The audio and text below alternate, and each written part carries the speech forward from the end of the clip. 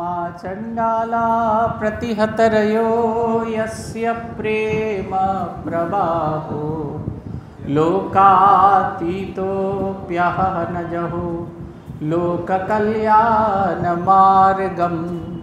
त्रैलोक्येऽप्यप्रतिममहिमा जानकी प्राणवन्तो भक्त्या ज्ञानं वृतवरवपु सीतया यो हि रामः स्तब्धीकृत्य प्रलयकलितं वाहवोत्थं महान्तं हित्वा रात्रिं प्रकृतिसहजाम् अन्धतामिस्त्रमिश्रं गीतं शान्तं मधुरमपि यः सिंहनादं जगर्ज सोऽयं जातप्रथितपुरुषो रामकृष्णस्त्विदानीं जय जय रामकृष्णो मञ्चकल्पतरु जय जय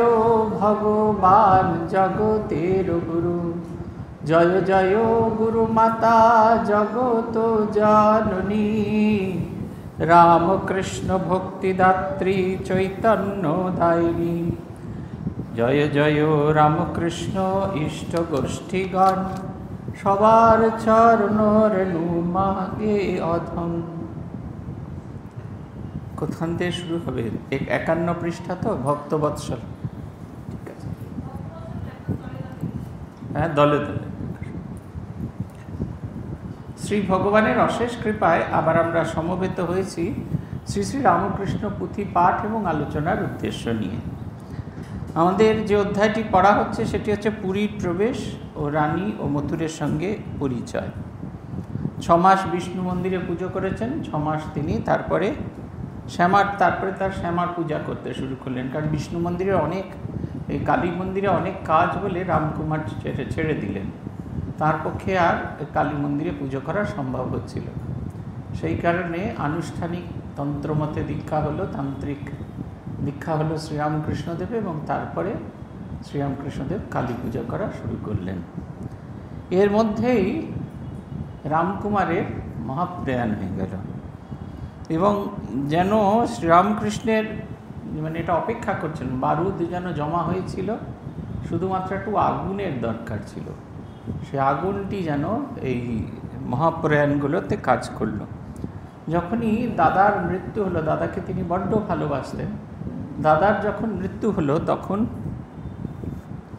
তার মন প্রাণ নিয়োজিত হয়ে গেল একটাই কাজে তার মন প্রাণ নিয়োজিত হয়ে গেল এই কালীর সেবা এবং সাধন ভজন মন প্রাণ দিয়ে তিনি সাধন ভজন শুরু করলেন এবং পুথিকার বলছেন যে পরে দামামায় কাঠি আগুন রঞ্জকে যে হতে আইলা প্রভু পূজিতা শ্যামাকে শ্যামায়ে পীড়িতি বড় শ্যামা মন প্রাণ তপ জপ তন্ত্র মন্ত্র ধ্যান বড় তপ জপ তন্ত্র মন্ত্র ধন ধ্যান জ্ঞান সুদৃশ্য রচেন বেশ প্রভু গুণধর দেখামাত্র দর্শকের বিমহে অন্তর নিত্যই নতুন বেশ নাহিক উপমা মূর্তিমতি ঠিক যেন চিৎময়ী শ্যামা বিবিধ কুসুম জবা শ্রীচরণে সাজে অপরূপ শ্যামারূপ শ্রীমন্দির মাঝে উপজেয় দিব্য ভাব পাষণ্ড অন্তরে একবার শ্যামারূপ নয়নেতে হেরে ঘোষণা হইল বার্তা কথায় কথায় আছে বহু কালী মূর্তি এমনও কোথায় এ দেখুন যেটা খুব মানে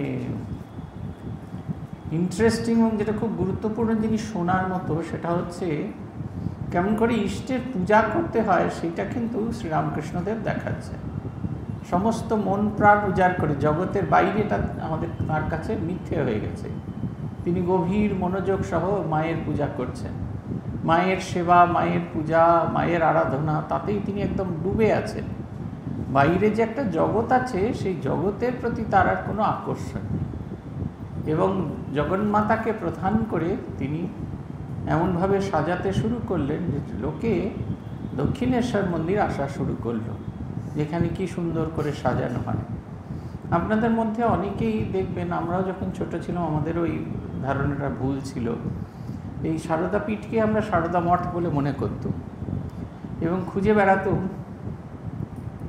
মাতাজিদের এখানে কোথাও দেখতে পাওয়া যায় না, অথচ মা ঠাকুরুন বসে আছেন, কি সুন্দর করে সাজানো হতো। তখনকার সাজানো এখন আরও ভালো হয়, তখন সিঙ্গেল কাপড় পরানো হতো, টেনে টুনে মাকে কোনো রকমভাবে। এখন তো ডাবল কাপড় পরেন মা, সারদা মঠেও যেরকম ডাবল কাপড় পরানো হয় ঠিক সেরকম ডাবল কাপড় পরেন, সুন্দর করে মা সাজগোজ করে বসে থাকেন।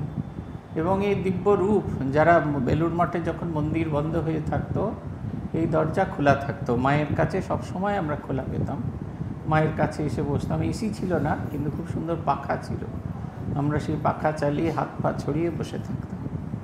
এই যে ভগবান যে একটা খুব স্বস্তির জায়গা, সেইটা যেন শ্রীরামকৃষ্ণ তার সেবা পূজা দিয়ে প্রমাণ করে দিলেন।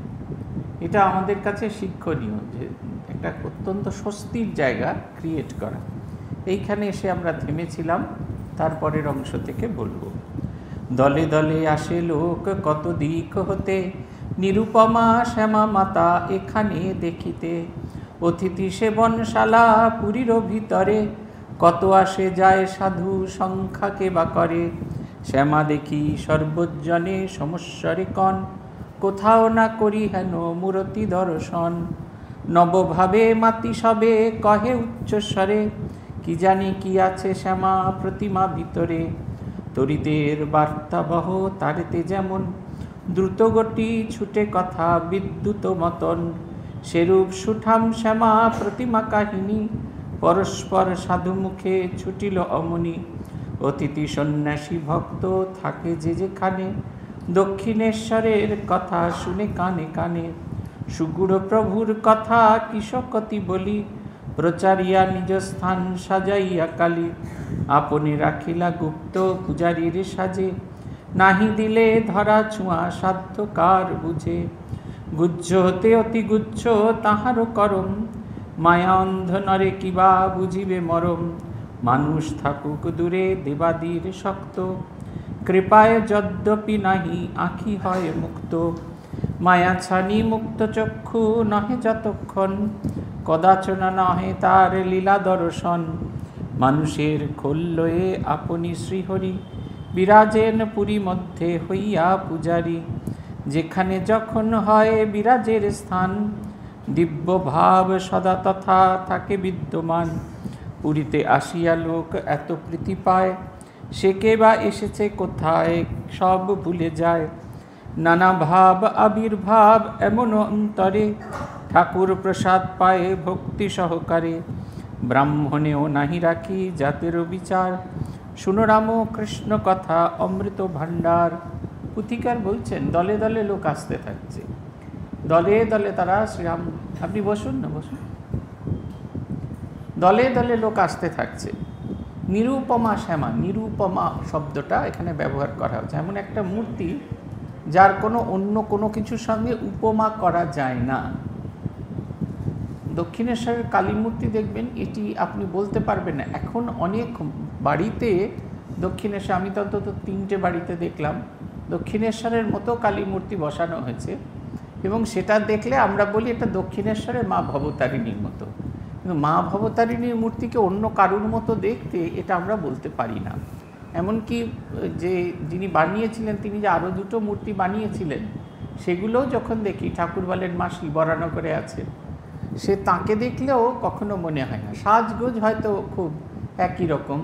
আরেকটি আছে এই হেদুয়া পার্কের কাছে, স্বামীজির বাড়ির ঠিক পেছন দিকে রাস্তায় আছে, সেইখানে গেলেও সেই সাজগোজ সব একরকম, কিন্তু যখনই কাছে যাবেন মুখের ভাবটি সম্পূর্ণ আলাদা, একদম নিরুপমা, অপূর্ব সুন্দর, নিখুঁত। আঙুলগুলো দেখবেন, পা পড়ে আছে, কালো কোষ্ঠী পাথরকে সাদা পাথরের সঙ্গে সংযোগ করা হয়েছে, প্লাস্টারের মতো একটা জিনিস দেওয়া আছে, ওটা দেখা যায়। কিন্তু তার উপর যখন ফুল চন্দন দিয়ে ঢাকা হয়ে যায় তখন মনে হয় না যে এটা সাধারণ প্রতিমা। শিব ঠাকুর চেয়ে আছেন মায়ের দিকে এক অদ্ভুত শরণাগতির দৃষ্টি নিয়ে। কালী মূর্তির সবটি বড় সুন্দর, দক্ষিণেশ্বর একেবারে খুব ইঞ্চি মেপে তৈরি করা, এবং এই রকম মূর্তি একেবারে অদ্বিতীয়া, এরকম মূর্তি আর এর আগে কখনো হয়নি। শ্যামা দেখে সর্বজনে সমস্বরে কণ, কোথাও না করি হেন মূর্তি দর্শন। শ্যামাকে দেখে সবাই একই কথা বলতে থাকেন যে এরকম মূর্তি এর আগে কখনো আর আমরা দেখিনি।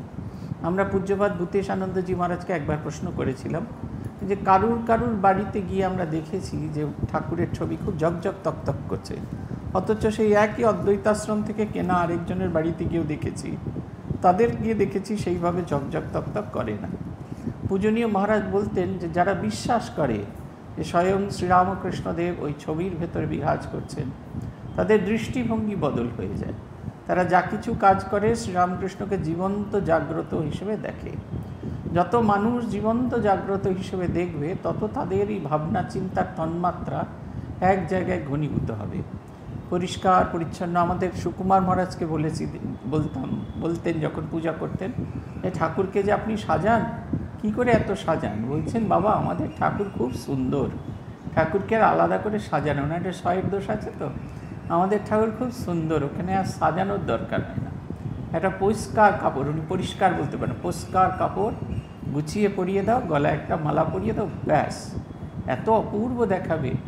আমরা দাঁড়িয়ে দাঁড়িয়ে দেখতাম, যখন আমরা ছোটো ছিলাম তখন আমরা দাঁড়িয়ে দাঁড়িয়ে দেখতাম যে ঠাকুরকে সকালে কাপড় পরানো হচ্ছে, দুপাশ দিয়ে ওরকম কাপড় তো আমরাও পরিয়েছি, কিন্তু এরকম কি সুন্দর প্লিটগুলো এত যত্ন করে করা হয়, মনে হয় মানুষ বসলে যেরকম কাপড়ে যে কটা প্লিট হবে ঠিক সেই রকম।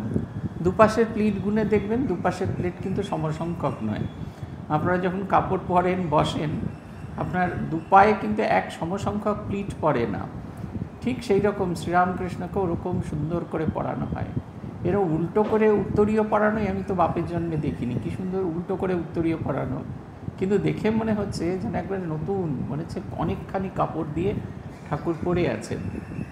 কি অপূর্ব সেবা পূজা, সাজানো, ফুল কম আছে, গৌরদাস মাছ সাজাচ্ছেন দূরে দূরে দূরে দূরে, 3টে ফুল, তারপর খানিকটা ফাঁক, 3টে ফুল, খানিকটা ফাঁক। এই যে ফাঁকা শূন্যতারও যে একটা সৌন্দর্য আছে, সেটা আমরা দেখতাম। বলছেন মানুষের মাঝখানে তারা ভেতরে প্রবেশ করে সেবার দ্বারা জগন্মাতা এমনভাবে জাগ্রতা হয়ে গেছেন, তাদের সকলের আনন্দ হচ্ছে। সন্ন্যাসীদের মুখে মুখে এই কথা ছড়াতে শুরু করলো। আগে গঙ্গাসাগর যাওয়ার পথে লোকে দক্ষিণেশ্বরে এসে থামতো, দক্ষিণেশ্বরে কোথাও একটা থামতে হবে তো, দক্ষিণেশ্বরে এসে থামতো। শ্রীরামকৃষ্ণদেব রানী রাসমণিকে বলেছিলেন, তোমার দেওয়া ভোগ মানুষে গ্রহণ করে না, তাতে দুঃখ পাবে না, তুমি সাধুদের সেবা ভালো করে করো। সাধুরা যারা এখানে এসে থাকবেন 3 দিন যেন তারা ভালো আশ্রয় পায়, সাধনের উপযুক্ত জায়গা পান। যে যেরকমভাবে খাবেন, কেউ যদি সিধা নেন, নিয়ে নিজে রান্না করে খাবেন, তার হাঁড়ি কাঠ এবং জিনিসপত্রের জোগাড় দেবে। কেউ যদি কালীবাড়ির প্রসাদ খেতে চায়, তার সেইভাবে প্রসাদের বন্দোবস্ত করবে। সাধুদের এর বাইরে আর কতটুকু প্রয়োজন আছে? কিন্তু এই যে উপযুক্ত পরিবেশ এবং দেবী সেখানে চিরজাগ্রতা, সেই তাকে দেখে মানুষের মুখে মুখে খবর ছড়াতে থাকলো। পুথিকার বলছেন, সুগুড় প্রভুর কথা কৃষকতি বলি, প্রচারিয়া নিজ স্থান সাজাইয়া কালী। বলছেন তাঁর এই গভীর কথার অর্থ আমি কি বলবো, আমি বুঝতে পারি না। তিনি এই নিজের স্থান, নিজে যেখানে লীলা করবেন সেই স্থানটিকে তৈরি করে ফেললেন, এবং সেই স্থানে মানুষজন আসবে। মানুষজন না এলে তো শক্তিপীঠ হবে না। ভগবানকে খুঁজছে যারা, তারা যদি একত্র না হয় তাহলে তো ভগবানের কথা জানতে চাইবে না। তাই ভগবানকে কেন্দ্র করে, ভগবানকে সাজিয়ে তার স্থানটিকে তিনি জাগ্রত করলেন। গুজ্জ হতে অতিগুজ্জ তাহারও করম, মায়া অন্ধে নরে বুঝে কিবা বুঝিবে মরম, কিবা বুঝিবে মরণ। আমরা ভগবানের সব কথা বুঝতে পারি না। কেন বুঝতে পারি না? কারণ আমরা মোহে অন্ধ হয়ে আছি, সেই কারণে আমরা বুঝতে পারি না। আমরা যখন প্রথমবার ট্রান্সফার হয়ে আসি বেলঘরিয়া থেকে, পূজনীয় স্মরণানন্দজি তখন আমাদের সাধারণ সম্পাদক, উনি একটা ভারী সুন্দর কথা বলেছিলেন, মন খারাপ হচ্ছে আজকে, কিন্তু মহামায়ার যে কৃপা সেটা তুমি আমি কেউ অনুভব করতে পারো না। আজ যেটা মনে হচ্ছে আমার অহিতকারী হয়েছে, কাল ভালো করে দেখবে, সময় যখন যাবে তখন অনুভব করবে এই যে কাজটা হলো এটা খুব হিতকারী। ভগবান আমাদের জন্য প্রত্যেকটি হিতকারী কাজের ব্যবস্থা করে দেন, সেটা আমরা বুঝি বা না বুঝি। আমরা এটা অনুভব করেছিলাম সেটা অনেক পরে, তখন অনেক বছর হয়ে গেছে সাধু জীবন, কিন্তু অনুভব করেছিলাম যে সেদিনকে যদি আমাকে ওখান থেকে না নিয়ে আসা হতো, আমার জীবনের এই বিকাশটি কখনো হতো না। পুথিকার বলছেন, মানুষের খোল্লয়ে আপনি শ্রীহরি, বিরাজেন পুরী মধ্যে হইয়া পূজারী। যেখানে যখন হয় বিরাজের স্থান, দিব্য ভাব সদা তথা থাকে বিদ্যমান। পুরীতে আসিয়া লোকে এত প্রীতি পায়, সে কে বা এসেছে কোথা সব ভুলে যায়। নানা ভাব আবির্ভাব এমনও অন্তরে, প্রসাদ ঠাকুরের প্রসাদ পায় ভক্তি সহকারে। সেই মানুষজন তারা চলে যান, কিন্তু তাদের যে সাধন ভজন সম্ভূত যে সেই সাধনার যে শক্তি, সেইটি তাদের সঙ্গে সঙ্গে কাজ করতে থাকে। তারা চলেও যেতে পারেন, কিন্তু সেটি থেকে যায়। রঙ্গনাথানন্দজির মহাপ্রয়াণ হয়েছে, তার 13 দিনের ভান্ডারা হচ্ছে। মহারাজের যে ঘর, সেটিকে ভারী সুন্দর করে সাজানো হয়েছে। ওখানে না গুটিয়ে দেখুন না, সামনে এত জায়গা আছে, ও তবু কোলে বসা চাই। এখনো কোলে বসার অভ্যাস গেল না? সামনে আসুন। হ্যাঁ, ওই দেখুন আপনারও কোলে বসছে। রঙ্গনাথানন্দজির মহাপ্রয়াণ হয়েছে, সেই 13 দিনে মহারাজের ঘর খুলে দেওয়া হয়েছে। মানুষজন যাচ্ছে, মহারাজের শোবার ঘরের জানলাগুলো খুলে দেওয়া হয়েছে। মহারাজের খাটে প্রণাম করছে বাইরে থেকে, দিয়ে মহারাজের প্রণামের জায়গায় প্রণাম করে চলে যাচ্ছে। একদল বিহারি, একেবারে দেশওয়ালি বিহারি, পুরুষ এবং মহিলা, তারা ঢুকেছে। তারা ঢুকেই একজন আরেকজনকে বলছে, জিজি দেখ রही हो कितना साफ सुथरा, ये देखने से ही अंतर पवित्र हो जाता है। তারা রঙ্গনাথানন্দজিও বোঝেন না, অন্য কিছু বোঝে না। পরিষ্কার পরিচ্ছন্নতা আর তার যে রেখে যাওয়া তীব্র আধ্যাত্মিক যে স্পর্শ, সেইটা তাদের হৃদয়কে স্পর্শ করেছে। বলছে ক্যা সগুণ হ্যাঁ, কি শান্তি, ভেতরে কি সুন্দর শান্তি বিরাজ করছে। সব অত লোক আসছে, কেউ কথা বলছে না, শুধু একটাই কথা, এগিয়ে যান এগিয়ে যান এগিয়ে যান। কেউ একটাও কথা বলছে না, কেউ কাঁদছেন, কেউ নিঃশব্দে প্রার্থনা করছেন, নানাজনে নানা কিছু করছেন, কিন্তু কেউ কোনো কথা বলছে না। সবাই সেই আধ্যাত্মিক যে এসেন্স, সেইটা যেন করছেন। আমরা সেই সকাল থেকে ডিউটি করছি, 7টা থেকে সন্ধ্যে 7টা হয়ে গেছে, 12 ঘন্টা একই জায়গায় দাঁড়িয়ে আছি। হাতেও ব্যথা করছে না, পায়েও ব্যথা করছে না। একটা অদ্ভুত আধ্যাত্মিক প্রেরণা সর্বত্র কাজ করছে। পুথিকার বলছেন, এখানে এসে মানুষের পরিবর্তন হয়, জাতের বিচার চলে যায়। বলছেন, ব্রাহ্মণেও নাহি রাখি জাতেরও বিচার, শুনো রামকৃষ্ণ কথা অমৃত ভাণ্ডার। বলছে মানুষজন ব্রাহ্মণ এতর পাশাপাশি বসে খাচ্ছে, তাদের কখনো মনে হচ্ছে না যে আমাদের জাত চলে যাচ্ছে। এই যে রেভলিউশন, শ্রীরামকৃষ্ণের যে স্টাইল অফ টিচিং, এটা অদ্ভুত, নিঃশব্দে শিশির পাতের মতো। কখনো কেউ জানবে না যে এ বদল করে দেবে। আমরা কয়েকদিন আগে এতে কামারপুকুরে এবং জয়রামবাটি একদিনের জন্য গেছিলাম। বিকেলবেলা ঘুরে ঘুরে সেই ঠাকুরের লীলাস্থানগুলো দেখছিলাম। এখন অনেক পরিবর্তন হয়ে গেছে পাঠশালাটা, কিন্তু সেই যে বড় বড় যে পিলারগুলো আছে, এই পিলারগুলো সব শ্রীরামকৃষ্ণের সময়। আমরা সবাই সেই পিলারগুলোকে জড়িয়ে জড়িয়ে ধরছিলাম। আমাদের খালি এইটুকু মনে হচ্ছিল, আমরা হয়তো ঠাকুরকে দেখিনি, কিন্তু কোনো না কোনোভাবে তার স্পর্শ সেখানে লেগে আছে। যেরকম বর্ণনা আছে ঠাকুরের বাড়ির চতুর্দিকে, পাঠশালার চতুর্দিকে লাহাদের বাড়ি, সেরকম পরপর লাহাদের বাড়ি, মাটির বাড়ি আর একটি আছে, বাকি সব পাকা বাড়ি হয়ে গেছে। কিন্তু সেই সারাউন্ডিংটা সময়ের ইয়েতে পরিবর্তন হয়েছে, কিন্তু অদ্ভুত একটা সেরিনিটি বজায় আছে। আমরা কি অসভ্যের মতো শিক্ষিত মানুষরা চিৎকার চেঁচামেচি করি, আরেকজনকে বোঝানোর চেষ্টা করি, বুঝলি তো এইখানে ঠাকুর পড়তেন, বুঝলি তো। সে তার বাচ্চা বুঝবে না, সে নাক খুঁটছে বসে বসে, তাকে বুঝিয়েই ছাড়বে। এইখানে আমরা নিজেরা সেই আধ্যাত্মিক স্পর্শটা নেওয়ার চেষ্টা করি না। আমি একজনকে বললাম যে এত চিৎকার চেঁচামেচি করে অবস্থাটাকে কেন নষ্ট করছে। একেবারে শান্ত পরিবেশ, সবাই দাঁড়িয়ে আছেন, যে যার মতো করে তাকে দেখছেন। অনন্তরূপী তিনি, খুলে দিয়েছেন তার অনন্ত মুক্তির দ্বার। পুথিকার বলছেন, ভক্ত বৎসল প্রভু ভক্তগত প্রাণ, নাহি তাহে প্রিয় ভক্ত ভক্তেরও সমান। রানীর আছিল বড় হৃদয় বিষাদ, উচ্চ বর্ণে তুচ্ছ করে ঠাকুর প্রসাদ।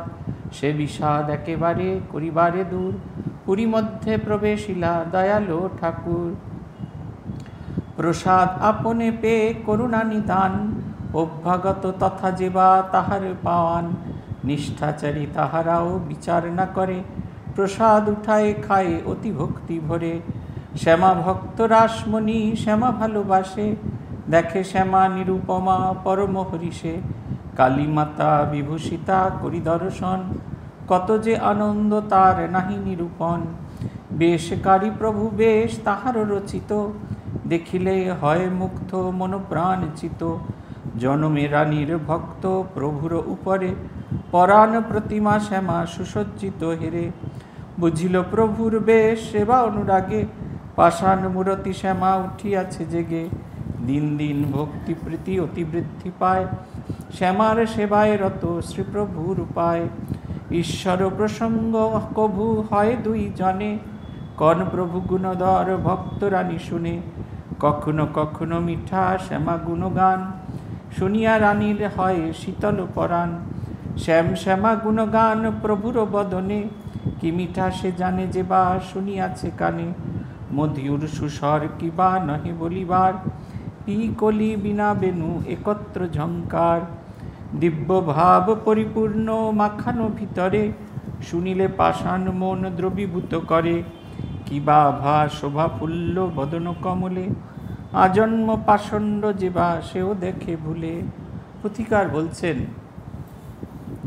ভক্তবৎসল প্রভু ভক্তগত প্রাণ, তাদের ভক্তগত প্রাণ, ভক্তের জন্যই তার প্রাণ আকুলিত হয়। ভক্তের চেয়ে বড় আর কেউ নেই, তিনি ভক্তের তিনি। প্রভু মহারাজের জীবনের একটি ঘটনা আছে। প্রভু মহারাজ তখন প্রেসিডেন্ট, তিনি চলেছেন ঠাকুর প্রণাম করতে। তিনি ওই মূল ফটক দিয়ে ভেতরে ঢুকছেন প্রণাম করতে। আর একজন, এখানে অনেক এখনও আসেন তারা, ওই বিহারীরা সকালবেলা এসে স্নান করে সেই গামছা কাছা দিয়ে পরে খানিকক্ষণ মায়ের মন্দিরে কিছু জপ টপ করেন, তারপরে তারা ঠাকুরকে প্রণাম করে চলে যান, হাতে সেই এক লোটা গঙ্গা জল নিয়ে ফেরেন। এখনও রীতিটি আছে, তখনও ছিল। সেই রকম একজন চলেছেন ঠাকুর দর্শন করতে। ব্রহ্মচারী মহারাজ এগিয়ে যাচ্ছেন তাকে একটু সরিয়ে দিতে, কারণ প্রেসিডেন্ট মহারাজ এসছেন।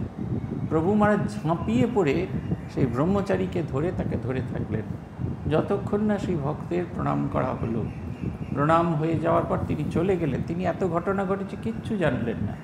তখন সেই ব্রহ্মচারীকে ছেড়ে দিয়ে তিনি বলছেন যে শ্রীরামকৃষ্ণের কাছে সবার সমান অ্যাক্সেস, সে রামকৃষ্ণ মঠ মিশনের প্রেসিডেন্টই হোক আর সাধারণ ভক্তই হোক, সকলে শ্রীরামকৃষ্ণের কাছে সমান। এই কাজটি যেন আর কখনো কোনো দিন না করা হয়। ভক্তবৎসল তিনি, ভক্তরা তার প্রাণ, সেই ভক্তদের জন্য তিনি বেঁচেছিলেন। বলছেন তাদের কি করে সেবা করবেন তারই চেষ্টায় তিনি শ্রীরামকৃষ্ণ তাদের ভেতরে ঈশ্বরীয় ভাব জাগানোর জন্য জগন্মাতাকে সাজাচ্ছেন। আর জগন্মাতাকে এরকম সুসজ্জিতা দেখে রানী রাসমণির খুব আনন্দ। রানী রাসমণি মা কালীর বিশেষ ভক্ত ছিলেন। তার যে সিলটা পড়তো, তার সিলের মধ্যে লেখা ছিল কালীপদ অভিলাষী রাসমণি দাসী। তিনি সই করার পর তার যে অফিসিয়াল সিল পড়তো, সেই সিলের ওপর এই কথাটা লেখা ছিল, কালীপদ অভিলাষী রাসমণি দাসী। এইটি তিনিও যখন দেখলেন জগন্মাতার সেবা পূজা খুব ভালোভাবে হচ্ছে, শুধু তাই নয়, জগন্মাতার কাছে একটা উচ্চ আধ্যাত্মিক চিন্তা বাড়ছে, তখন তার মনের ভেতরে ভীষণ আনন্দ হতো। ঠাকুরকে পুজো করতে দেখেও তার খুব ভালো লাগতো। পূজান্তে কখনো কখনো ঈশ্বরীয় প্রসঙ্গ হতো এবং ঈশ্বরীয় প্রসঙ্গক্রমে ঠাকুর গান গাইতেন। রানী রাসমণি শ্রীরামকৃষ্ণের গান শুনতে অত্যন্ত ভালোবাসতেন। যারা তার গান শুনেছে বলেছেন মোহিত হয়ে যাচ্ছেন। আমরা পূজনীয় ভূতেশানজি মাঝের কাছে শুনেছি, ওনারা মহাপুরুষ মহারাজের কাছে শুনেছেন, খুব ভোরবেলায় ঠাকুর জয়গুরু হরিগুরু এই বলে ঘরের চতুর্দিকে যত ঠাকুরের ছবি আছে সব ছবির সামনে হাততালি দিয়ে ওই কথাটি বলতে বলতে যেতেন। মহাপুরুষ মহারাজ ভূতেশানজিদের বলেছিলেন যে এত মিষ্টি সে গলা, শুনে মনে হতো পাষাণ সেও গলে যাবে। শ্রীরামকৃষ্ণের এই মধুর কণ্ঠকে বর্ণনা করেছেন, বলছেন পিকলি বিনা বেনু একত্র ঝঙ্কার। কোকিলের মিষ্টি স্বর, বীণার সেরা সুর এবং বাঁশির সেরা স্বর, এই সবগুলি যেন একসঙ্গে ঝঙ্কৃত হলে ঠিক যেরকম হয় ঠিক সেই রকম হবে, সব সেই রকম মিষ্টি তার স্বাদ। মজার কথা হলো তিনি জগন্মাতাকে সাজাতেন অদ্ভুতভাবে। এই সাজানোর স্টাইল কিন্তু বাঙালিদের নয়। আপনারা যারা দেখেছেন জগন্মাতার ছবি ভালো করে দেখবেন, রাজস্থানী মেয়েরা যে প্রকারে কাপড় পরে থাকেন ঠিক সেই রকমভাবে দক্ষিণেশ্বরীকে সাজানো হয়। পায়ের কোনো অংশ দেখান, ঠাকুর রাজস্থানও যাননি, কোনো দিন রাজস্থানের কথাও শোনেননি, কিন্তু তিনি ওই স্টাইলটা কোথা থেকে পেলেন ভগবান জানে। আর মাকে সবসময় কাতান বেনারসি পরানো হয়, তার যে আঁচলটা সেটা খুব ভারী হয়। 7 বছরের মেয়ে কী করে সেই ভারী আঁচল ধরে থাকবে, তাই পেছন দিকে ময়ূরের পালকের মতো লাগিয়ে দেওয়া হয়েছিল, যাতে আঁচলটা থাকুক, তার শোভাটাও থাকুক, কিন্তু সেটা মায়ের গায়ে যেন না পড়ে। এই যে মূর্তিতে এত ভালোবাসা দিয়ে এই সেবা, যেন মনে হয় সব কিছুর অদল বদল করে দিয়েছেন। পুথিকার বলছেন, সঙ্গীতে রানীর নেশা হইল অতিশয়, নিত্য নিত্য একবার না শুনিলে নয়। ত্রুটি নাহি সর্বঙ্গে পূজা সুসুন্দর, পূজার সেবার যায় প্রহর প্রহর। ডুবিয়া যাইত 16 আনা মন প্রাণ, কিছু না থাকিত তার বাহ্যিক জ্ঞান। কেবা কিবা কয়, কেবা কোথা আসে যায়, শোনা দেখা নাই এত প্রমত্ত পূজায়। মধুলুব্ধ মধুপ যেমন ফুল্ল ফুলে, মত্ত হয়ে পিয়ে মধু মন প্রাণ ভুলে। উলটো পালটো খায় দলের উপর, আপনার দেহ কোথা নাহিকো খবর। কোথা শক্তিধর পাখা সকলের মূল, নাই গ্রাহ্য থাক যাক সুকোমল হুল। টান দিয়া শুষে চুষে বিভোর নেশায়, সেই মতো প্রভুদেব শ্যামারও পূজায়। সঙ্গীতে রানীর খুব ভালোবাসা হলো। নিত্য নিত্য শোনা মানে যখন তিনি যানবাজার থেকে আসতেন তখন রোজ পূজান্তে ঠাকুরের গান শুনতেন, 365 দিন নয়।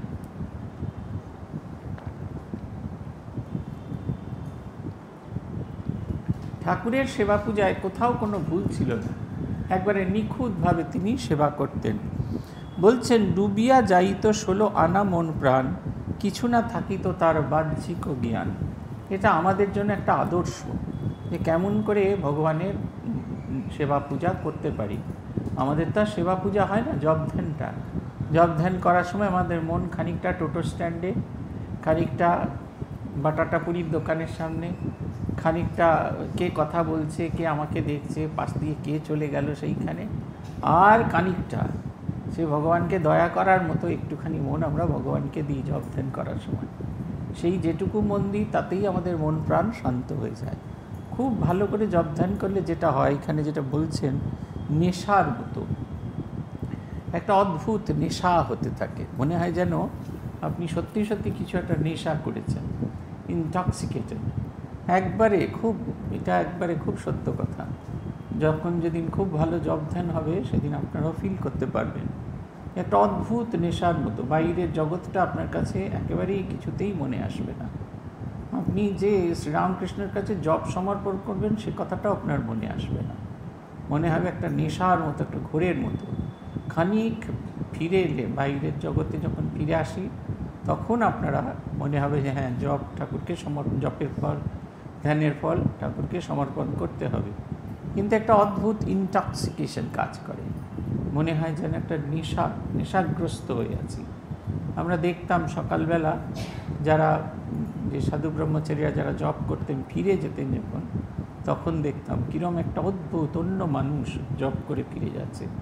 আত্মস্থানন্দজিকে দেখতাম প্রত্যেক বছর দুর্গা পুজোর সময়, তখন মন্দিরে পুজো হতো, ওই কল্পারম্ভের পুজোর সময় মহারাজ এসে বসতেন জপ করতে।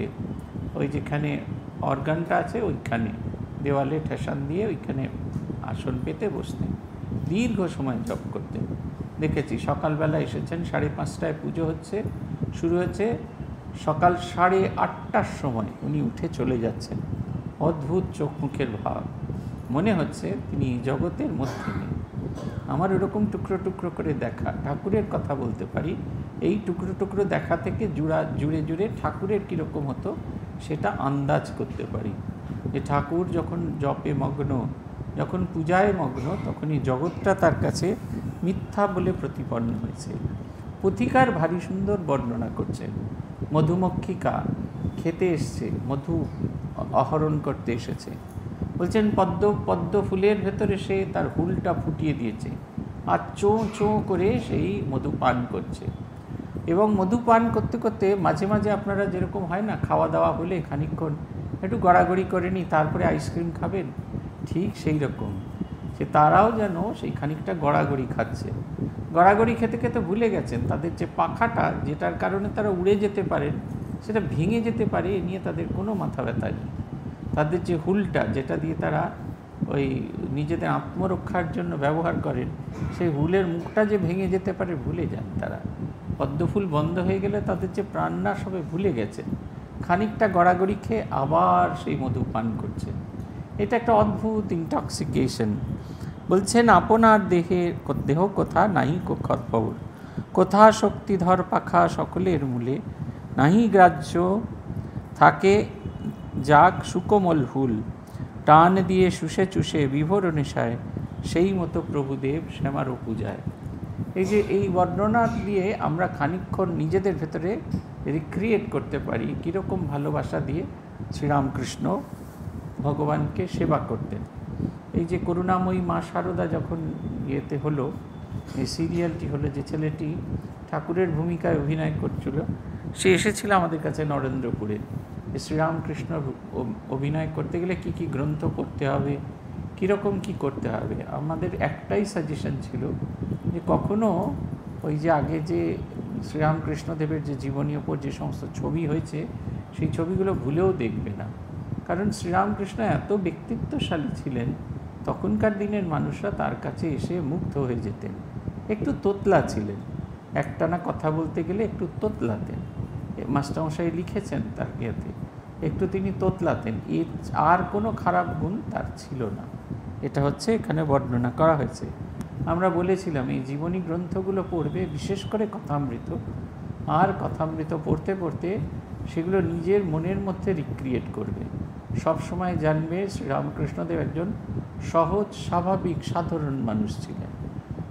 তিনি গভীর ভাব সমাধিতে মগ্ন হতেন, কিন্তু যখন জগতের কাছে তিনি প্রেজেন্ট হতেন, যখন জগতের কাছে নিজেকে মেলে ধরতেন, তখন মনে হতো তিনি একজন আমার আপনার মতোই সাধারণ মানুষ। এটি হচ্ছে কথা। এই মেলে ধরার গল্পটি এইখানে দেখুন, খুব সহজ স্বাভাবিক, কোথাও এতটুকু বাড়াবাড়ি মনে হচ্ছে না। পুথিকার লিখছেন, এবে ঘোর কলিকাল যত জীবগণে, পূজিতে ভজিতে জানে কামিনী কাঞ্চনে, দেব দেবী পূজা সেবা আদি আরাধনা, জপ তপ ক্রিয়াকর্ম সাধন ভজনা, একেবারে লুপ্ত প্রায়ে গোটা ধরাতল, যাহা কিছু আছে মাত্র নাম সে কেবল। তাই প্রভু দয়াময় দয়ার সাগর, উপনীত ধরাধামে ধরি কলেবর, শিক্ষা দিতে জীবগণে চিরহিতকারী, সাধন পূজন পূজা আপনে আচারী। প্রথমে পূজার কথা অমৃত ভারতী, কেমন করেন শুনো শ্যামারও আরতি। সুবিদিত রাসমণি তার দেবালয়, উপযুক্ত মত বাদ্য আরতি সময়। খোল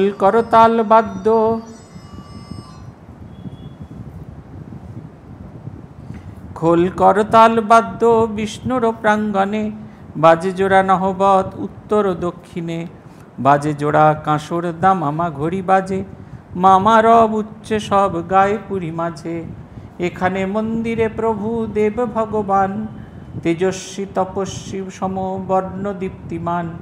মহাক্রমে বৃহৎ আরতি এক করে, গুরুভার ঘণ্টা প্রভু ধরিয়া পরে। আলো করি শ্রীমন্দির করেন আরতি, দেখে মন এবে কিবা প্রভুর মূরতি। ভক্তগণ মনোলোভা শোভা নিরূপম, উপমায় কিছু নাই আঁকিতে সক্ষম। হয় ক্লান্ত কলেবর যত বাদ্য করে, বাজাইতে বহুক্ষণ হাত গেল ধরে। শব্দ গেল স্তব্ধ সব ঘর্ম আর্দ্রকায়, প্রভুর আরতি ঘণ্টা তবু না ফুরায়।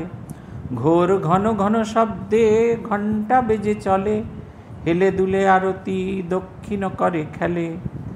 অবিরাম চলিতেছে আরতি অতুল, বাহ্য নাই প্রভু যেন কলের পুতল।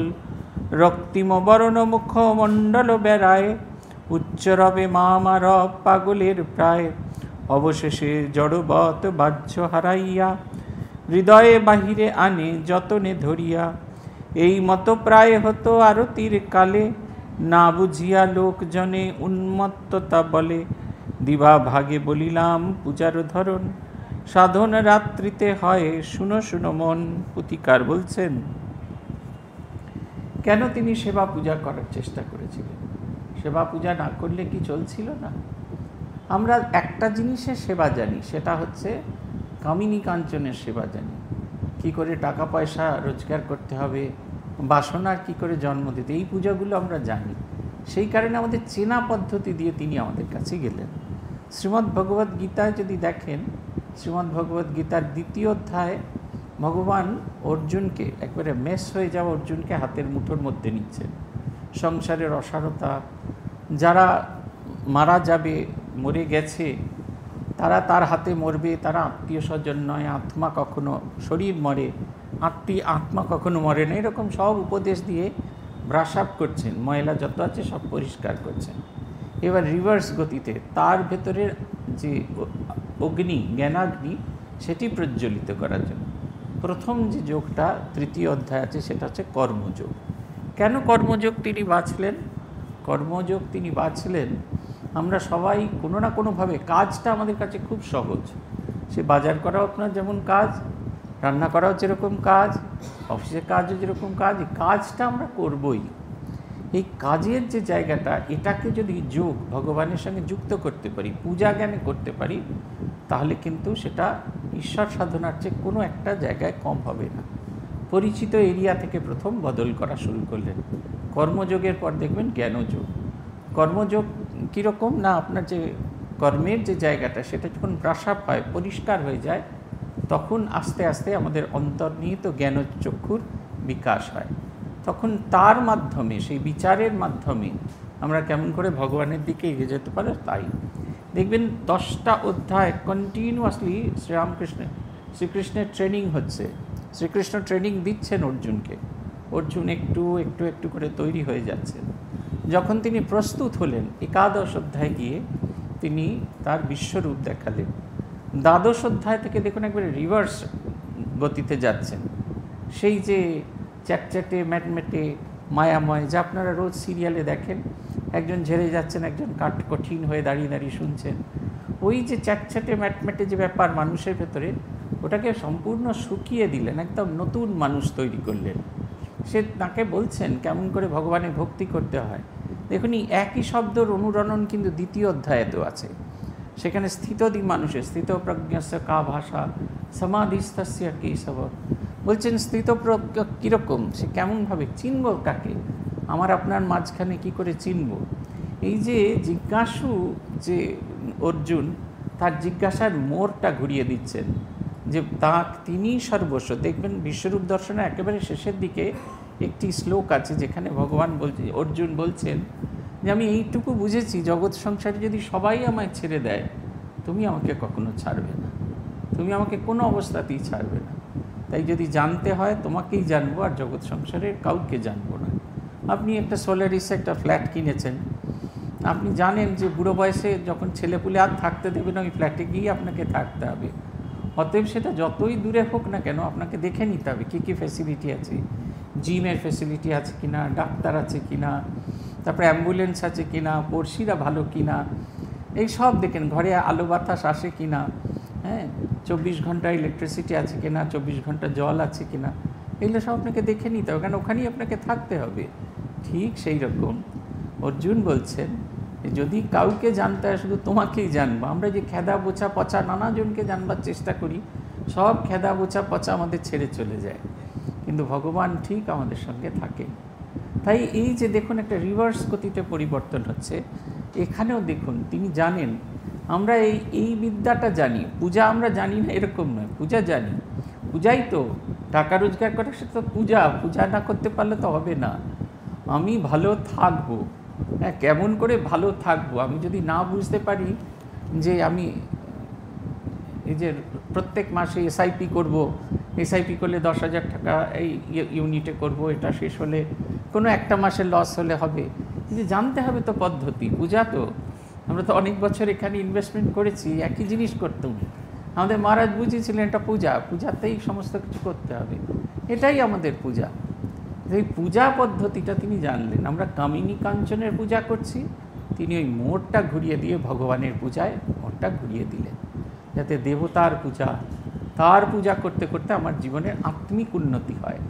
শ্রীরামকৃষ্ণদেবের এইটা স্পেশালিটি, যা কিছু বলেছেন প্রত্যেকটা জিনিস করে দেখিয়েছেন। আমাদের মতো বলে দেওয়া জ্ঞান নয় যে করবেন ওরকম করবেন, ওরকম না। কিন্তু উত্তম বৈদ্য বুকের ওপর পা দিয়ে বসিয়ে দেখাবেন এইভাবে করতে হয়, না করলে তোকে ছাড়বো না। তাই ঠিক সেই রকম তিনি নিজে আচরণ করে দেখালেন কেমন করে পূজা করতে হয়। এই দেখুন, আমরাও আরতি করি, আর আমরা তো কান পেতে বসে থাকি খণ্ডনপব বন্ধনের সুর দিয়ে। তারপর যদি মিশন সেন্টারে, তাহলে খুব ভালো, ডাবল হবে না, সিঙ্গেল। আমরা ভাগ করে নিয়েছি, প্রথম 3টে স্তবকে প্রদীপ আরতি, কর্পূর তো নেই, তারপরেই শঙ্খ, তারপরেই জল, তারপরেই ফুল, তারপরে চামর। নমো নমো প্রভু বাক্যমানাতীত হলে যে কী আনন্দ, কী আনন্দ, মানে এবার শেষ হলো। এই যে আমাদের পুজো করা আর ভগবানের পুজো করা, দুটোর ভেতরে কীরকম ফারাক। ভগবান পুজো করছেন, বিভোর হয়ে গেছেন, তিনি সাক্ষাৎ দর্শন করছেন যে জগন্মাতা দাঁড়িয়ে আছে। তাকে যখন চামর ব্যজন করছেন, অনুভব করছেন তিনি যে চামর ব্যজন করছেন, তাতে জগন্মাতা তৃপ্ত হচ্ছেন। এই যে পূজার জিনিসগুলো দিয়ে তো পঞ্চভূত প্রতিদিন মনে করা, ক্ষিতি, অপ, তেজ, মরুদ্ভূম, এই যে 5টি জিনিস দিয়ে আমাদের এই শরীর তৈরি, তার একটা একটা করে প্রতীক ভগবানের পায়ে নিবেদন করি। সবশেষে দেখবেন আমরা সাষ্টাঙ্গ প্রণাম করি। সাষ্টাঙ্গ প্রণাম করি কেন? না, এই যে পঞ্চভূতে তৈরি শরীর, সেটাকে সবার শেষে তোমার কাছে নিবেদন করছি। বৈষ্ণবদের একটা ভারী সুন্দর কনসেপ্ট আছে। গোপাল সারা দিন খেলে খুলে বাড়িতে ফিরেছেন, মা তাই আলো দিয়ে, যশোদা তাই আলো দিয়ে দেখছেন কোথায় কোথায় ধুলো লেগে আছে। তারপরে জল দিয়ে সেই সব ধুলো পরিষ্কার করছেন, তারপরে কাপড় দিয়ে মুছছেন, তারপরে ফুল দিয়ে সেই সব জায়গাগুলোকে সুগন্ধি করছেন। তারপর তিনি হাওয়া করে ক্লান্ত গোপালকে তার ক্লান্তির নিরসন করাচ্ছেন। যখন ক্লান্ত গোপালকে আরতি করছেন, আরতি করতে করতে তার অনুভব হচ্ছে এ আমার চিরপরিচিত গোপাল নয়, ইনি সেই স্বয়ং সেই পূর্ণ ব্রহ্ম নারায়ণ। তখন শরণাগতির ছলে সাষ্টাঙ্গ প্রণাম করছেন। শ্রীরামকৃষ্ণ আরতি করছেন। সবাই তো প্রফেশনাল, 4 বার বাজাবো 5 টাকা পাবো, আবার 4 বার বাজাবো 5 টাকা পাবো, সেই কলের যন্ত্রের মতো। ওই গেছিলাম এক জায়গায়, ওই একটি মন্দিরে উত্তর ভারতে, সেখানে ওরা বললো 5 রুপিয়া ডাল দিয়েছে, 5 রুপিয়া ডালে দিলাম একটা কর্পূর আর ইয়ের মধ্যে, আর দেখছি ঠাইটা পাম বাজছে, এটা ঝিম্পা ঝিম্পা বাজছে। ওই 5 টাকায় যতক্ষণ, তার মধ্যে আমাকে আরতিটা করে ফেলতে হবে। এই আরতি শেষ হয়ে গেল, 5 টাকা যেই শেষ, আরতির বাজনাও বন্ধ। আমাদের তো 5 টাকাওয়ালা বাজনা, এরা বাদ্যকর বাজাতে বাজাতে ক্লান্ত হয়ে গেছে, আঙুল ফেটে গেছে, সবার শব্দ থেমে গেছে, সানাইয়ের ফুঁ আর বাজছে না, মা রব হচ্ছে না, কিছু হচ্ছে না, সবাই ক্লান্ত হয়ে বসে আছে। শ্রীরামকৃষ্ণের সেই ঘণ্টা গুরুগম্ভীরভাবে বাজছে আর দুলছেন, একবার এদিক থেকে ওদিক, আরেকবার ওদিক থেকে এদিক। আমরা শুনেছি, দেখিনি, বড়দের কাছে শুনেছি শশী মহারাজের আরতি বরানগর মঠে, কিংবা আলমবাজার বরানগর মঠেই একবার এপাশ থেকে উপাস জয় গুরুদেব বলে তিনি আরতি করতেন। অপূর্ব সেই ভাব। পুথিকার বলছেন এই গভীর ভাব সমাধিতে মগ্ন হয়ে গেছেন, বাহ্য জ্ঞান শূন্য হয়ে গেছেন, সেই গভীর ভাব সমাধিতে মগ্ন হয়ে গেছেন। এ দেখেছ কি তাকে এই নীলনদীর ধারে?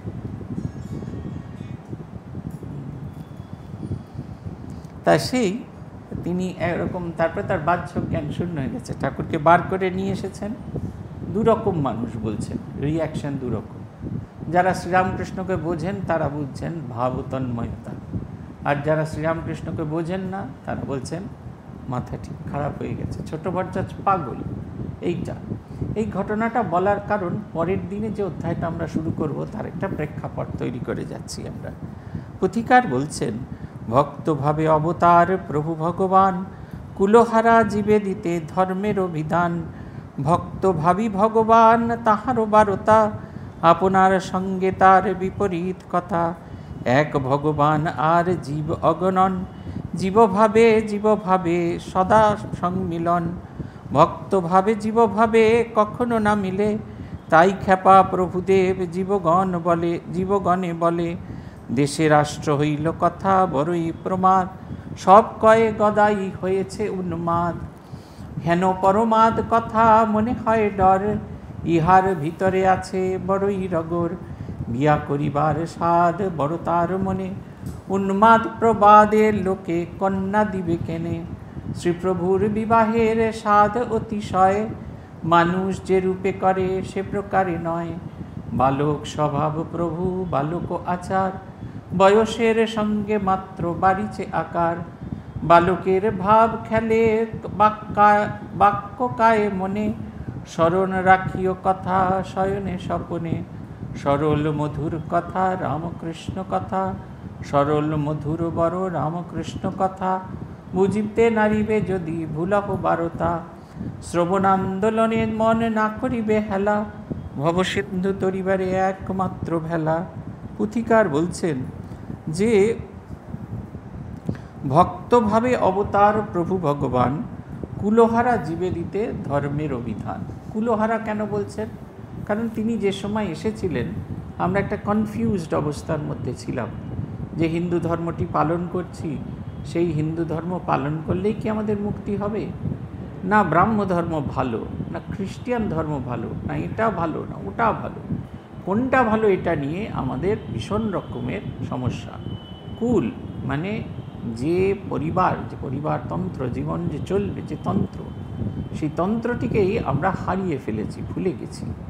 আমি কোন পথে চলব, সেই কুলহারা জীব যে পথ হারিয়েছে তাকে দেখানোর জন্য তিনি এসেছিলেন। ভক্তভাবী ভগবান তাহারও বারতা, আমাদের সঙ্গে তার বিপরীত কথা। এক ভগবান আর জীব অগণন, জীবভাবে সদা সংমিলন। ভক্তভাবে জীবভাবে কখনো না মিলে, তাই খ্যাপা প্রভুদেব জীবগণে বলে। মনে করার চেষ্টা করুন, শ্রীরামকৃষ্ণদেবের সঙ্গে দেখা করতে এসছেন মাস্টারমশাই, প্রথম দিনের কথা। মাস্টারমশাই দেখা করে চলে গেছেন, তারপরে আবার দেখা করতে আসছেন। তখন পথে তাদের সঙ্গে দেখা হলো বৃন্দেজির সঙ্গে মাস্টারমশাই কনভারসেশন। বলছেন ইনি কি এখানে অনেক দিন আছে? বলছেন হ্যাঁ বাবা অনেক দিন আছে। যাও না বাবা তোমরা ভেতরে গিয়ে বসো। তারপরে মাস্টারমশাই জিজ্ঞেস করছেন ইনি কি অনেক শাস্ত্র পড়েন? বৃন্দেজি বলছে আর বাবা শাস্ত্র সব ওর মুখে। এই যে দেখুন এই দুটি অংশ, তিনি যে কথা বলেন, শ্রীরামকৃষ্ণ যে কথা বলেন, সেগুলো কখনো খারাপ কথা নয়, কখনো বাজে জিনিস নয়। তিনি যখনই যা বলে তা প্রেরণাদায়ী কথা। প্রত্যেকটা কথার ভেতরে অদ্ভুত প্রেরণা লুকিয়ে আছে। আপনি দেরি করে এসছেন তাতে কোনো আপত্তি নেই, অন্য কেউ উৎপাত করছেন কেন?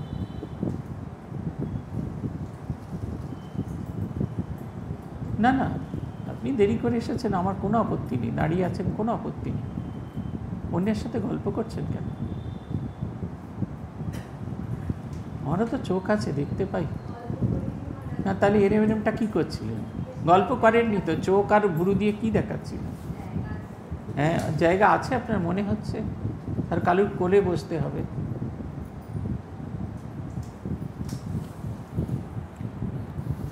এই হচ্ছে অবস্থা, মুশকিল।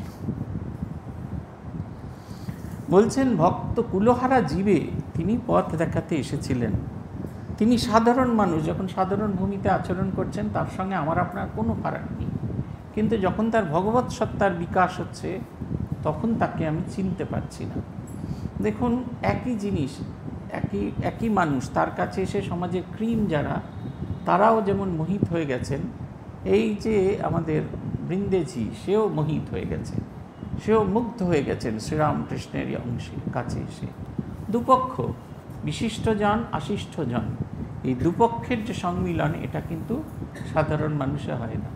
আমাদের সাধারণের ক্ষেত্রে কি হয়, কোনো এক দল ভালো বলে, কোনো এক দল মন্দ বলে, কিন্তু কারুর সবার কাছে আমরা সমানভাবে অ্যাকসেপ্টেড হই না। কিন্তু একমাত্র ভগবানের কাছে সব মানুষ সমানভাবে অ্যাকসেপ্টেড হয়, এবং ঈশ্বর জানিত পুরুষ তাদের ভেতরে এই গুণটি থাকে। ঈশ্বরকে জানলে সেই গুণটি তাদের ভেতরে আসবে। চতুর্দিকে রাষ্ট্র হয়ে গেল, এই রাষ্ট্র করার দায়িত্বে ছিলেন রামকুমার, দোষ দিলে হবে না। জ্ঞাতি গোষ্ঠী সকলকে নিয়ে এসে তিনি ওইখানে বসিয়েছিলেন। অতএব এইটুকু খবর রাষ্ট্র হতে হতে কামারপুকুর অবধি পৌঁছলো। ঠাকুরের পাগল হয়ে গিয়েছে। পুথিকার বলছেন আসলে পাগল টাগল না, তার একটা প্ল্যান আছে। শ্রীরামকৃষ্ণের সবটাই তো প্ল্যান করা, তার একটা প্ল্যান আছে। খুব বিয়ে করার ইচ্ছা, ভীষণ রকমের বিয়ে করার ইচ্ছা। দেখুন এই যে সব কিছুর ভেতরে একটা কিন্তু সিমেট্রি আছে। এই এসেছি, জন্মেছি, খেলেছি, বড় হয়েছি, ঈশ্বর সেবাও করবো, আবার বিয়েটা না করলে লোকে কি বলবে যে উনি তো ওরকমই করেন। আমরা যেমন আমাদের অনেকে সাধুরা ভক্তরা বলেন আপনারা কি জানবেন সংসারের কষ্ট, কিচ্ছু জানবেন না, জানেন আমরা এমনি এমনি এমনি হাওয়ায় হাওয়ায় বেরিয়ে বেড়াই। কোল ইন্ডিয়ার অফিসে গেছি একবারে ঘরমাত্ম কলেবরে গেছি, গেটের কাছেও পৌঁছেছি, যেহেতু সিএসআর কমিটির পারমিশনে গেট থেকেই বিদায় করে দিল। একবারে সারা গা দিয়ে ঘাম পড়ছে, একদিন দুদিন না, কতবার কত জায়গায় ঠোকর খেয়েছি। আপনাদের বেদনা, আপনাদের যেমন সংসার চালাতে ভীষণ কষ্ট হয়, আমাদেরও বড় সংসার চালাতে কষ্ট হয় খুব। অতএব কষ্টটা আমাদের সকলের, কিন্তু যদি আমরা আমাদের লক্ষ্যটাকে শ্রীরামকৃষ্ণের জন্য করছি, সংসারটা শ্রীরামকৃষ্ণের জন্য করছি, তখন কষ্টটা কষ্ট বলে বোধ হয় না। তখন এই ব্যথা, এই কষ্ট, এগুলো আমাদের এরকমভাবে ছোঁয় না। এইটা হচ্ছে ফারাক, এইটা হচ্ছে সাধারণ অর্থে ফারাক। শ্রীরামকৃষ্ণ সকলের জন্য একটা আদর্শ জীবন দেখানোর জন্য একটি সংসার করছেন, কিন্তু কে দেবে মেয়ে? ছেলে তো পাগল, কে দেবে? অথচ এরকম এলিজেবল ব্যাচেলার খুঁজে পাওয়া যাবে না। 6 টাকা মাইনে পায়, এরকম সুন্দর দেখতে, টকটকে গায়ের রং, লম্বা চওড়া টানা টানা চোখ, বড় বড় কান, মাথা ভর্তি কালো চুল। আমি সেদিনকে একজনকে জিজ্ঞেস করছিলাম যে তোর তো চাকরি বাকরি সব হয়েছে, 33 বছর হয়ে গেল, এটা বিয়ে হচ্ছে না, সাধু তো হলি না, সংসার তো করতে হবে। কী করবো মহারাজ, খুঁজে খুঁজে চলেছি, কোনো একটা পাত্রী খুঁজে পাচ্ছি না, ম্যাচ খুঁজে পাচ্ছি না। ওদের কাছ থেকেই শুনলাম কি সব ম্যাট্রিমোনিয়াল সাইট টাইট আছে, সেই ম্যাট্রিমোনিয়াল সাইটে সেখানে গিয়েও ফেলিয়ার। আমি বললাম, মাঝে মাঝে ফেসবুকে ছবি দিলে বলি এই ছবিগুলো দিতে হবে। ভগবান ওই রকমভাবে, ভগবানের একই অবস্থা, বিয়ে করতে চান অথচ কোণে খুঁজে পাওয়া যাচ্ছে। ভাবিনী দেবী পরে দুঃখ করতেন না যে পরমহংস মশাইয়ের সাথে তো আমারই বিয়ে হওয়ার কথা ছিল, বিয়ে হলে জিনিসপত্রগুলো তো আমার কাছেই আসতো। মা বলছেন নিয়ে যা না, তোর কী কী লাগবে নিয়ে যা। বলছেন বাবা কেবল পাগল বলে বিয়ে দিল না। পরে অনেকে দুঃখ করেছে, এরকম হয়, সেরকম দুঃখ করেছেন। আমরা শুরু করব বিবাহ, শুধু একটা স্ট্যাঞ্জা পড়ব, করি থামব। ক্রমে পরে শুনিলেন আই ঠাকুরানী, প্রভুর কারণে হইলা আকুল পরাণী। ছেড়ে গেছে জ্যেষ্ঠ পুত্র শ্রীরাম কুমার, শোকতাপানলে হৃদি দহে অনিবার। তাহার উপর এ কি ভীষণ বারতা, বায়ুরোগে গদাইয়ের উন্মাদের কথা। যতেক মমতা স্নেহ তাহার উপর, প্রাণের অধিক ছোট ছেলে গদাধর। সংবরিতে নারে শোক কাঁদে উচ্চরলে, তিতিল আগটা বক্ষ নয়নের জলে। তখন আইল ধে পুত্র রামেশ্বর, সংসারের ভার এবে যাহার উপর। কাঁদিতে কাঁদিতে আই কহিলেন তারে, ব্যবস্থা করিয়া ঘরে আনু গদাধরে। সান্ত্বনা করিয়া মায়ে কহে রামেশ্বর, রোদন সংবরতারে সত্তর। অল্প দিন মধ্যে দেহ করিল তাহাই, আইর পরাণ ঠান্ডা পাইয়া গদাই। আর এই নানা কথা শুনতে শুনতে শুনতে শুনতে মা চন্দ্রামণি দেবী কষ্ট পাচ্ছিলেন। একে রামকুমারের শরীর চলে গিয়েছে, তাই ছোট ছেলে যার প্রতি তার অত স্নেহ, সেও পাগল হয়ে গেছে। শুনেই মা চন্দ্রামণি দেবী আকুল হয়ে পড়লেন। তিনি এত কাঁদছিলেন, তার চোখের জলে তার বুকের কাপড় ভিজে গেছে, এত কাঁদছেন। তখন সেই দেখে রামেশ্বর ছুটে ছুটে এলেন, বললেন কোনো চিন্তা নেই, আমি তোমার গদাধরকে ফিরিয়ে আনব। এবং সত্য সত্যই গদাধরকে তিনি ফিরিয়ে নিয়ে এলেন। তখন আইয়ের প্রাণ শান্ত হলো, তিনি আবার আগের মতো ফিরে গেলেন। শ্রী ভগবানের কৃপা হলে আজকে আমরা এখানেই থামছি। শ্রী ভগবানের কৃপা হলে আপনাদের সঙ্গে আবার 23শে জুন দেখা হবে। জয় জয় রামকৃষ্ণ বাঞ্ছা কল্পতরু, জয় জয় ভগবান জগতের গুরু। জয় জয় গুরু মাতা জগত জননী, রামকৃষ্ণ ভক্তিদাত্রী চৈতন্য দায়িনী। জয় জয় রামকৃষ্ণ ইষ্টগোষ্ঠীগণ, সবার চরণ রেণু মাগে এ অধম। ওম শান্তি শান্তি শান্তি। হরি ওম তৎসৎ। শ্রীরামকৃষ্ণার্পণমস্তু।